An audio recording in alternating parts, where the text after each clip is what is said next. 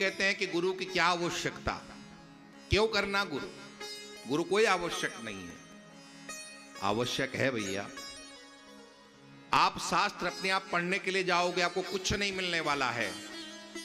शास्त्र समुद्र की तरह है, जिस तरह से वो समुद्र बहुत बड़ा है, बहुत विशाल है, लेकिन आपकी प्यास नहीं बुझाता है। आपकी प्यास कब बुझती है? उसी समुद्र से बादल वो पानी खींचता है और बादल जब बरसता है तब आपकी प्यास बुझती है। ठीक उसी तरह से समुद्र क्या है? ये शास्त्र समुद्र है और बादल गुरु हैं। लेते वो समुद्र से ही हैं, लेकिन समुद्र से शुद्ध जल लेकर के और फिर आपके ऊपर बरसते हैं, और जो ही वो बादल बरसते हैं आपकी जन्म जन्मांतर की प्यास बुझ जाती है। वेद उदद बिन गुरु लखे लागे लोन समान। आप समुद्र का पानी पियोगे तो सिवाय नमक के आपको कुछ नहीं मिलेगा। शास्त्र भी अपने आप पढ़ने के लिए बैठोगे, आपको वहां पर शंका समाधान तो छोड़ो, बहुत बहुत सी अन्य शंकाएं उत्पन्न हो जाएंगी। क्या कह रहे, क्या कह रहे, क्या कह रहे, कुछ समझ में नहीं आएगा आपको। और वही जब आप गुरुमुख से सुनते हो तो आप फिर निष्प्रश्न हो जाते हैं, आपके प्रश्नों का समाधान एक क्षण में मिल जाता है। इसलिए रास्ता वही है जो गुरु के पीछे पीछे चलता है। अध्यात्म कहता है वही रास्ता आपके लिए सर्वोत्तम है। किसके पीछे चलना चाहिए? किसके पीछे चलना चाहिए? महाभारत में एक प्रसंग है, पांचों पांडव जब वनवास काल में थे तो उस वनवास काल में एक बार ऐसी जगह वो पहुंचे कि उन्हें पानी नहीं मिला। प्यास के मारे जान निकली जा रही थी, तो मां कुंती ने कहा, सबसे छोटे बेटे को भेजा, जाओ बेटा पानी लेकर के आओ। छोटा बेटा गया, लौट के नहीं आएगा। दूसरे को भेजा, दूसरा भी लौट के नहीं आया। अर्जुन को भेजा, अर्जुन भी लौट के नहीं आए। भीम को भेजा, भीम भी लौट के नहीं आए। अंत में फिर युधिष्ठिर को भेजा कि युधिष्ठिर जाओ तो, तुम्हारे चारों भाई कहां गए? युधिष्ठिर गए तो आगे एक बहुत बड़ा तालाब था और उस तालाब के किनारे चारों भाई मृत से पड़े हुए थे, बिल्कुल बेसुध पड़े हुए थे। प्यास तो युधिष्ठिर को भी लगी थी। युधिष्ठिर पानी पीने के लिए जो ही अंजलि में पानी लेने के लिए झुके, एक विराट पुरुष, एक यक्ष पुरुष प्रकट हुआ। सावधान युधिष्ठिर, पहले मेरे प्रश्न का जवाब देना, फिर पानी पीना, और यदि बिना मेरे प्रश्न के जवाब के तुमने पानी पिया तो जो हाल तुम्हारे भाइयों का हुआ वही तुम्हारा भी होगा। मैंने इनसे कहा था कि पहले मेरे प्रश्न का जवाब दो फिर पानी पीना, इन्होंने मेरी बात नहीं मानी, तो ये सब मृत्यु को प्राप्त हो चुके हैं। और यदि तुम भी मेरे प्रश्नों का जवाब नहीं दोगे तो तुम्हारा भी यही हाल होगा। कई प्रश्न उन्होंने किए थे, उसमें यह प्रश्न था कि कह पंथाः, रास्ता किसको कहते हैं? तो वहां पर युधिष्ठिर जी ने कहा था, श्रुतियो विभिन्ना स्मृयोति भिन्ना नेको मुनिर्यस्य वच प्रमाणम धर्मस्य तत्वम निहितम गुहायाम महाजनो येन गतस्य पंथः। श्रुतियां बहुत हैं, स्मृतियां बहुत हैं। हमारे यहाँ 4 शास्त्र हैं, 18 पुराण हैं, 4 वेद हैं, 6 शास्त्र हैं, 18 पुराण हैं, हजारों हजारों की संख्या में स्मृतियां हैं। बहुत हमारा विशाल धर्म ग्रंथ हमारे यहाँ पर है। आप अपने आप उनको पढ़ने के लिए चले जाओगे, जीवन गुजर जाएगा, आप पढ़ नहीं पाओगे, आपको उनका अर्थ समझ में नहीं आएगा। फिर क्या करना चाहिए?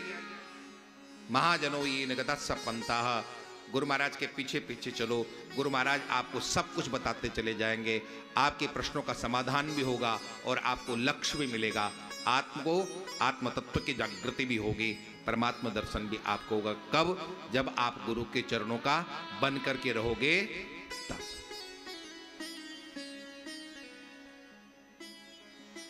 सनकादि कहते हैं कि नारद तुम बहुत भटके, अब तुम्हारा भटकाव खत्म, आओ मैं तुम्हें बताता हूं रास्ता, इनके लिए क्या करना है। और नारद जी ने प्रणाम किया, गुरुदेव आप मिल गए तो अब निश्चित ही है हमें लक्ष्य प्राप्त होगा। और यहीं से फिर भागवत प्रारंभ होती है।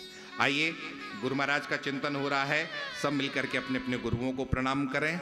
बहुत सुंदर हमारे यहाँ भगवत भक्तों ने लिखा है, हे गुरुदेव आप हमको अपना लेना, और आपने अपना लिया तो हमारा काम बन जाएगा।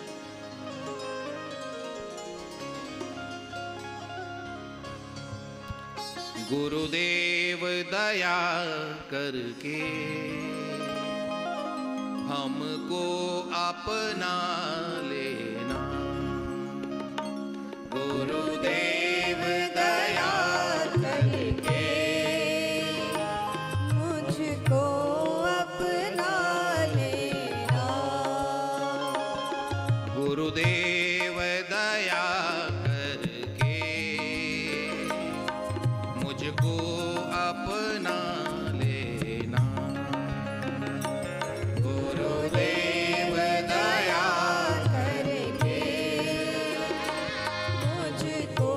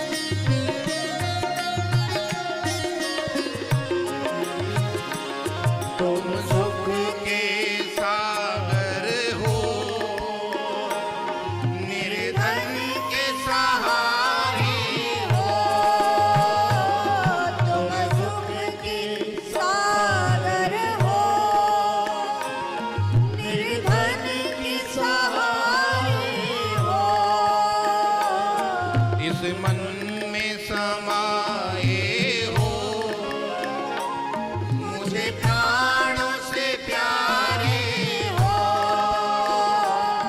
इस मन में समाये हो, मुझे प्राणों से प्यारे हो, नित मांगा जपू तेरी, नहीं दिल से भुला देना। गुरुदेव दया करके मुझको अपना लेना। गुरुदेव दया करके मुझको अपना लेना।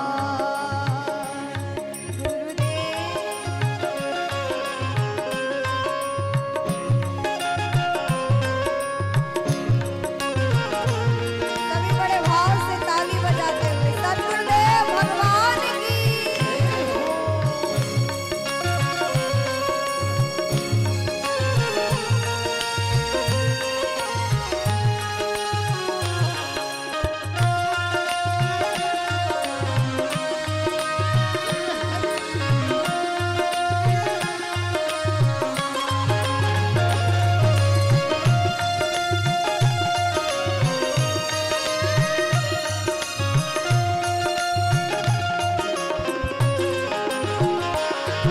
मैं पापी कपटी हूँ, जैसा भी हूँ तेरा हो। मैं पापी कपटी हूँ, जैसा भी हूँ तेरा हो, हे नाथ भुलाना मुझे, तेरे चरणों का चेहरा हूँ। हे नाथ भुलाना मुझे, चरणों का चेहरा हो, तेरे दर का भिखारी हूँ, मेरे दोष मिटा देना। गुरुदेव दया करके मुझको अपना लेना। गुरुदेव दया करके मुझको अपना लेना। मैं शरण पड़ा तेरी, चरणों में जगह देना। मैं शरण पड़ा तेरी, चरणों में जगा देना। गुरुदेव दया करके मुझको अपना लेना। गुरुदेव दया करके मुझको अपना लेना। गुरुदेव दया करके मुझको अपना ना लेना। बोले सद्गुरुदेव भगवान की।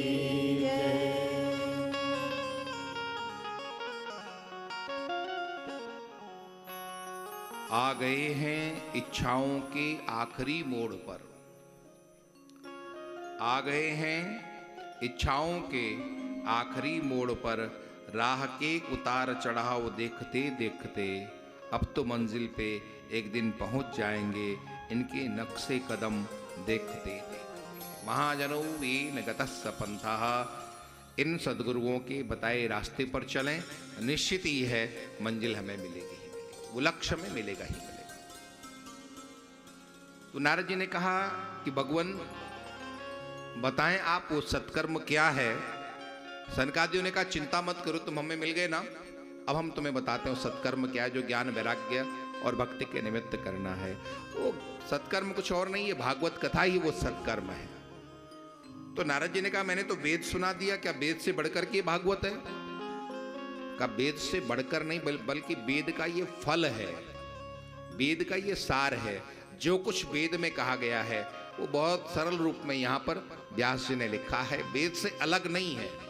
जिस तरह से वेद पेड़ का वो फल पेड़ से अलग नहीं होता है, होता पेड़ का ही अंग है, लेकिन पेड़ से एक विशिष्टता लिए हुए होता है। आम का पेड़ और आम के फल में क्या अंतर है? आम के टहनी को आप चूसोगे तो आपको मिठास मिलेगी, और उसी टहनी से आम पैदा हो जाए वो मीठा होता है कि नहीं होता?